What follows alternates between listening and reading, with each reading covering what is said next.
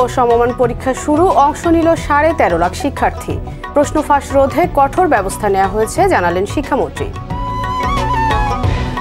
নোয়াখালীর সুবর্ণচরে আবারও গৃহবধূকে গণধর্ষণের অভিযোগ, সদর হাসপাতালে ভর্তি, অভিযুক্তদের ধরতে পুলিশের অভিযান। এবং নড়াইলে ট্রলি চাপায় শিশুর মৃত্যু, সাভার ও দিনাজপুরে সড়ক দুর্ঘটনায় দুজনের প্রাণহানি, গাজীপুরে কথিত বন্দুকযুদ্ধে যুবক নিহত।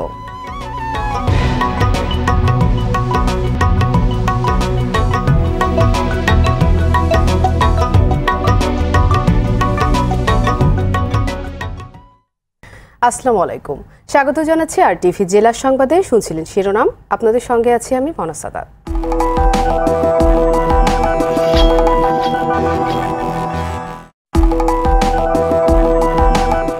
কঠোর নিরাপত্তার মধ্য দিয়ে সারা দেশে অনুষ্ঠিত হলো HSC ও সমমানের প্রথম দিনের পরীক্ষা। রাজধানীতে পরীক্ষা কেন্দ্র ঘুরে দেখেন শিক্ষামন্ত্রী ডক্টর দীপু মনি। এই সময় তিনি বলেন, প্রশ্ন ফাঁস ঠেকাতে সম্ভাব্য সবকিছুই করা হয়েছে, তাই প্রশ্নপত্র ফাঁসের কোনো সম্ভাবনা নেই। ফেসবুক সহ সামাজিক যোগাযোগ মাধ্যম কঠোর নজরদারিতে রাখা হয়েছে বলেও জানান মন্ত্রী। আরফাতুর রহমানের রিপোর্ট। সারা দেশে 9,081টি প্রতিষ্ঠানে 13,51,505 জন শিক্ষার্থী পরীক্ষা দিচ্ছে। এর মধ্যে ছাত্র 6,64,496 জন এবং ছাত্রী 6,87,009 জন। 8টি সাধারণ শিক্ষা বোর্ডের আওতায় HSC পরীক্ষায় মোট অংশ নিচ্ছে 11,38,747 জন।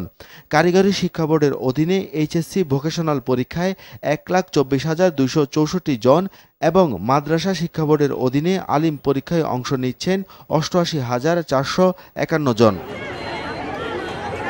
শিক্ষামন্ত্রী সিদ্ধেশ্বরী গার্লস কলেজ পরিদর্শন শেষে জানান, প্রশ্ন ফাঁস ঠেকাতে সর্বোচ্চ ব্যবস্থা নিচ্ছে মন্ত্রণালয়। আমাদের গোয়েন্দা সংস্থাগুলো অত্যন্ত সক্রিয়, তারা তীক্ষ্ণ নজরদারি করছেন, যেমন TSSC-তে করেছিলেন, এবারও করছেন। কেউ যদি এ ধরনের অপকর্মের সঙ্গে যুক্ত থাকে, গুজব ছড়ানো, প্রতারণা করা, তাহলে তাদের বিরুদ্ধে কঠোর ব্যবস্থা নেওয়া হবে। এবং একই সঙ্গে আমি আবারও অভিভাবক এবং পরীক্ষার্থীদের প্রতি, শিক্ষকদের প্রতি আহ্বান জানাবো, কোনো রকম গুজবে কান দেবেন না, কোনো ধরনের প্রতারণার ফাঁদে পা দেবেন না, কারণ আমরা বিশ্বাস করি প্রশ্নপত্র ইনশাল্লাহ ফাঁস হবে না। এদিকে পরীক্ষায় প্রশ্নপত্র ফাঁস ঠেকাতে সরকারের পদক্ষেপে সন্তুষ্টি জানিয়েছে অভিভাবকরা।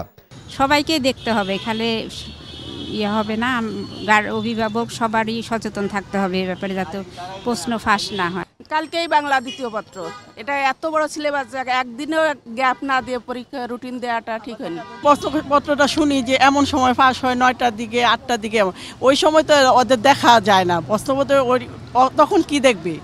ওরা যারা না পড়ে ওরা তো কখনো পারবে না। শিক্ষার্থীরা জানিয়েছে, অন্যবারের তুলনায় বাংলা প্রথম পত্রের প্রশ্ন তুলনামূলক সহজ হয়েছে। কঠিন না, সহজ না, প্রস্তুতি অনুযায়ী ভালো হয়েছে। আর আমি এখন সব ধরনের অনলাইন এবং মোবাইল থেকে আমি নিজেকে দূরে রেখেছি। আমার আম্মুই মোবাইল রেখে দিয়েছেন। ছেলের প্রশ্নের পিছিয়ে দৌড়ে না, মোট কথা যেটা বলা যায় ভালো হয়েছে। প্রশ্নটা একেবারে ইজিও না, কঠিনও না। এবার দেশের বাইরে 8টি কেন্দ্রে পরীক্ষার্থী রয়েছে 275 জন। এছাড়া শারীরিক প্রতিবন্ধী পরীক্ষার্থীদের জন্য বাড়তি 20 মিনিট বেশি সময় বরাদ্দ করা হয়েছে। আরাফাতুর রহমান, RTV, ঢাকা। এদিকে চট্টগ্রাম শিক্ষা বোর্ডের অধীনে উচ্চ মাধ্যমিকের প্রথম দিনের পরীক্ষা সুষ্ঠুভাবে শেষ হয়েছে। চট্টগ্রাম ছাড়াও কক্সবাজার, রাঙ্গামাটি, খাগড়াছড়ি এবং বান্দরবানের 103টি পরীক্ষা কেন্দ্রে এই পরীক্ষা হয়। রাজশাহী শিক্ষা বোর্ডের অধীনে বিভাগের 8 জেলায় 198 কেন্দ্রে 1,50,964 জন পরীক্ষার্থী পরীক্ষায় অংশ নেয়। সকাল থেকে খুলনার পরীক্ষা কেন্দ্রগুলো নিরাপত্তা ও অনিয়ম রোধে পর্যাপ্ত ম্যাজিস্ট্রেট ও আইনশৃঙ্খলা বাহিনী কাজ করে। এদিকে গতরাতে ঝড়ের কারণে বিদ্যুৎ না থাকায় মোমবাতি জ্বালিয়ে পরীক্ষা দিয়েছে রংপুরের প্রায় সব কেন্দ্রের পরীক্ষার্থীরা। এ অবস্থায় পরীক্ষা দিতে সমস্যা হয়, তীব্র ক্ষোভ জানায় পরীক্ষার্থী ও অভিভাবকরা। এছাড়াও সারা দেশের সঙ্গে তাল মিলে কুমিল্লা, ব্রাহ্মণবাড়িয়া, গাজীপুর, যশোর, বাগেরহাট সহ দেশের সব জেলার পরীক্ষার্থীরা HSC ও সমমানের পরীক্ষায় অংশ নিয়েছে। মাগুরায় ফর্ম ফিলআপের নামে 57 শিক্ষার্থীর কাছ থেকে 5 লাখ টাকা হাতিয়ে নিয়েছে 2 ছাত্রলীগ নেতা। মাগুরা আদর্শ ডিগ্রি কলেজের এই ঘটনায় কলেজ ছাত্রলীগের কমিটি বিলুপ্ত ঘোষণা করেছে জেলা ছাত্রলীগ। জানা গেছে ওই কলেজের এইচএসসির টেস্ট পরীক্ষায় অকৃতকার্য ছাত্রছাত্রীদের ফর্ম ফিলআপ করিয়ে নেওয়ার কথা বলে 57 জন ছাত্রছাত্রীর কাছ থেকে 8 থেকে 10,000 টাকা করে প্রায় 5 লাখ টাকা হাতিয়ে নিয়ে গা ঢাকা দেয় কলেজ ছাত্রলীগের সভাপতি নাজমুল হুদা অমি এবং ভারপ্রাপ্ত সাধারণ সম্পাদক আমিন হোসেন।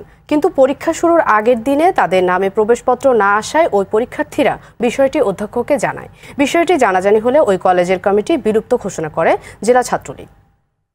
এরা মানে শাস্তি হয় এবং ভবিষ্যতে যাতে আমাদের কলেজে এরকম অনিয়ম না করে তার জন্য আমরা ব্যবস্থা নিই।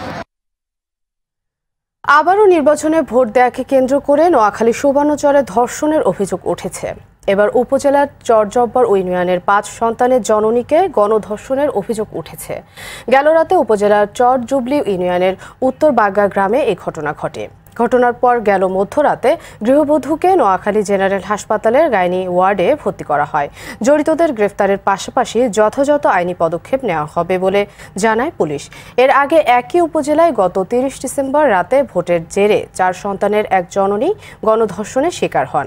সেই ঘটনার ঠিক 3 মাসের ব্যবধানে আবারও আরেক ভোটের রাতে একই ঘটনা ঘটল। আমার ছোট বান্ধি আমাকে এখানে সাবিদুল ইসে কলামগুলোর ভিতরে রুলামিনের প্রজেক্টে আর ওয়াইফের প্রজেক্টের ভিতরে নিয়ে যায়, ওখানে দর্শন করছে।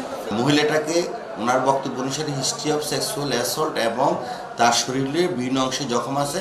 আমরা দ্রুত তাকে ভর্তি দিয়েছি, স্বামীকে এবং দুজনকে ভর্তি দিয়েছি।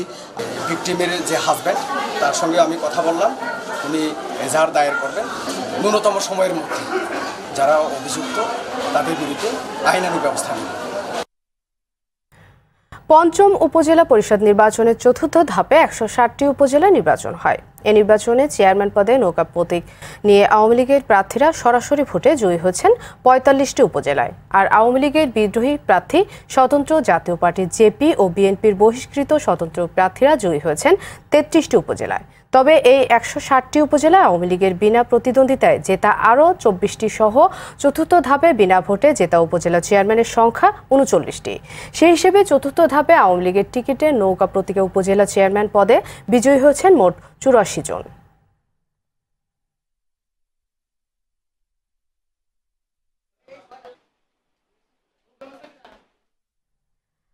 নড়াইলে মাটি বহনকারী ট্রলি চাপায় রায়হান নামের এক শিশুর মৃত্যু হয়েছে। সকালে পৌরসভার বড়াশোলা গ্রামে এই দুর্ঘটনা ঘটে।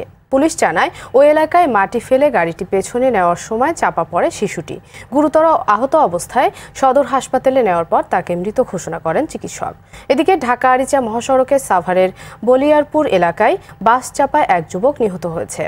তার মরদেহ উদ্ধার করে মর্গে পাঠিয়েছে পুলিশ। তবে নিহত ব্যক্তির পরিচয় এখনও নিশ্চিত হওয়া যায়নি। অপরদিকে দিনাজপুর সদর উপজেলার পল্লীতে ট্রাক্টর চাপায় লুৎফর রহমান নামের সাবেক এক সেনা সদস্য নিহত হয়েছেন। আহত হন আরও 2 জন। গাজীপুর সিটি কর্পোরেশনের কাশিমপুর থানার ভবানপুর এলাকায় গোয়েন্দা পুলিশের সাথে বন্দুকযুদ্ধে জাহাঙ্গীর নামে এক যুবক নিহত হয়েছে। গতরাত 2:30টার দিকে এই বন্দুকযুদ্ধ হয়। পুলিশ জানায় গোপন সংবাদের ভিত্তিতে রাতে ভবানীপুর এলাকায় মাদকের অভিযানে গেলে জাহাঙ্গীর ও তার সহযোগীদের সাথে বন্দুকযুদ্ধ হয়। এক পর্যায়ে জাহাঙ্গীর গুলিবিদ্ধ হয়ে ঘটনাস্থলে পড়ে থাকেন এবং অন্যরা পালিয়ে যান। পরে জাহাঙ্গীরকে উদ্ধার করে গাজীপুর শহীদ তাজউদ্দিন আহমদ মেডিকেল কলেজ হাসপাতালে নিয়ে গেলে দায়িত্বরত চিকিৎসক তাকে মৃত ঘোষণা করেন। জাহাঙ্গীরের পকেট থেকে 300 পিস ইয়াবা এবং ঘটনাস্থল থেকে আগ্নেয়াস্ত্র ও 10 কেজি গাঁজা উদ্ধার করা হয়েছে বলেও দাবি করে পুলিশ। নারায়ণগঞ্জের সোনারগাঁয়ে নির্বাচনে ভোট শেষে ফেরার পথে ট্রলার ডুবির ঘটনায় নিখোঁজ নারী আনসার সদস্য রিতার মরদেহ উদ্ধার হয়েছে। সকালে চরহুগলা এলাকায় মেঘনা নদীর পূর্ব পাড়ে তার মরদেহ ভেসে ওঠে। এ ঘটনায় এখনও নিখোঁজ রয়েছেন 2 জন। গত সন্ধ্যায় উপজেলা নির্বাচন শেষে ফেরার পথে মেঘনা নদীতে কালবৈশাখী ঝড়ের কবলে পড়ে ট্রলারটি ডুবে যায়। এ সময় নির্বাচনী কর্মকর্তাদের 17 জন সাঁতরে তীরে উঠলেও 3 জন নিখোঁজ হন। Presiding officer Borhan Uddin, traffic police Selim মিয়ার সন্ধানে নদীতে উদ্ধার অভিযান চলছে।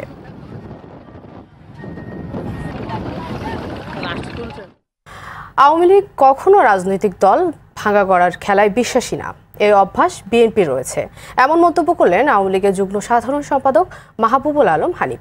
দুপুরে কুষ্টিয়া পৌরসভার 150 বছর পূর্তি উৎসবের উদ্বোধন অনুষ্ঠানে তিনি বলেন, জিয়াউর রহমান ক্ষমতায় এসে সব দলকে ভেঙে নিজেই দল তৈরি করেছিলেন। এ সময় জাতীয় ঐক্যফ্রন্টের মতো জনবিচ্ছিন্ন দলকে নিয়ে আওয়ামী লীগের কোনো ভাবনা নেই বলেও মন্তব্য করেন হানিফ। তিনি বলেন, রাজধানীর FR টাওয়ারে আগুনের ঘটনায় কোনো ষড়যন্ত্র রয়েছে কিনা তা খতিয়ে দেখা হচ্ছে। রাষ্ট্রায়ত্ত পাটকল শ্রমিকদের মজুরি কমিশন নিয়ে BJMCর প্রতিশ্রুতি বাস্তবায়নের দাবিতে লাল পতাকা ও লাঠি মিছিল করেছে খুলনা যশোরের প্রায় 50,000 শ্রমিক।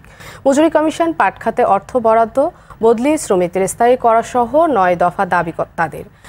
দাবি আদায় পাটকল শ্রমিক লীগ CBA নন CBA পরিষদ 4 দিনের এই কর্মসূচি ডাক দেয়। প্রথম দিনে খুলনা যশোর অঞ্চলের 9টি পাটকলের শ্রমিকরা উৎপাদন বন্ধ রেখে সকালে লাল পতাকা ও লাঠি হাতে মিলগেটে সমবেত হয়ে মিছিল শুরু করে। এদিকে বকেয়া বেতন ভাতা আদায় সহ 9 দফা দাবিতে দ্বিতীয় দিনের মতো বিক্ষোভ ও লাঠি মিছিল করেছে রাজশাহীর পাটকল শ্রমিকরা। সকাল 10টার দিকে রাজশাহী ঢাকা মহাসড়কের কাটাখালীতে জড়ো হয়ে শ্রমিকরা লাঠি ও পতাকা মিছিল শুরু করে। একই ইস্যুতে ঢাকা চট্টগ্রাম মহাসড়কের সীতাকুণ্ডে লাঠি মিছিল করেছে জুট মিল শ্রমিকরা।